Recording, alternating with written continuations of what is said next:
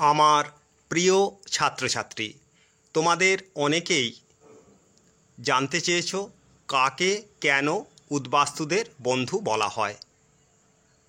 অষ্টম অধ্যায়ের এই গুরুত্বপূর্ণ প্রশ্নটি আজ আমরা আলোচনা করছি। নেহেরু মন্ত্রিসভার শিল্প ও সরবরাহ মন্ত্রী ও পশ্চিমবঙ্গের মুখ্যমন্ত্রী ডাক্তার বিধানচন্দ্র রায়ের ঘনিষ্ঠ সহযোগী স্যার আশুতোষ মুখোপাধ্যায়ের সুপুত্র ডক্টর শ্যামাপ্রসাদ মুখার্জি উদ্বাস্তুদের বন্ধু নামে পরিচিত।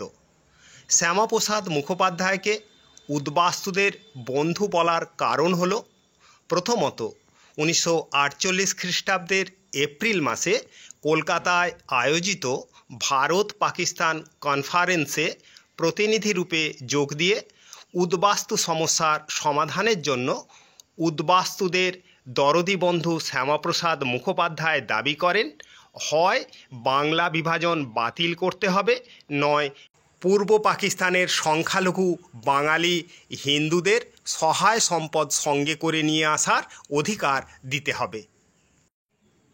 দ্বিতীয়ত 1950 খ্রিস্টাব্দের 8ই এপ্রিল নেহেরু লিয়াকত চুক্তি স্বাক্ষরিত হলে ওই চুক্তিতে উদ্বাস্তুদের স্বার্থযুক্ত রক্ষা কবচের জন্য কোনো কার্যকরী ব্যবস্থা না থাকায় শ্যামাপ্রসাদ কেন্দ্রীয় মন্ত্রিসভা থেকে পদত্যাগ করেছিলেন। এটি প্রমাণ করে যে শ্যামাপ্রসাদ উদ্বাস্তুদের সমস্যা সমাধানের জন্য কতটা উদ্বিগ্ন ছিলেন। তৃতীয়ত, উদ্বাস্তু সমস্যার সমাধানের জন্য শ্যামাপ্রসাদ ভারতীয় সংসদে দাঁড়িয়ে 3টি বিকল্প নীতি তুলে ধরেন, যথা 1. ভারত ও পাকিস্তানের সংযুক্তি, 2.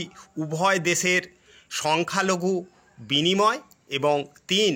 পূর্ব পাকিস্তান থেকে ছিন্নমূল হিন্দু উদ্বাস্তুদের জন্য পূর্ব পাকিস্তানের একটি নির্দিষ্ট এলাকায় স্থান সংকুলানের ব্যবস্থা করা।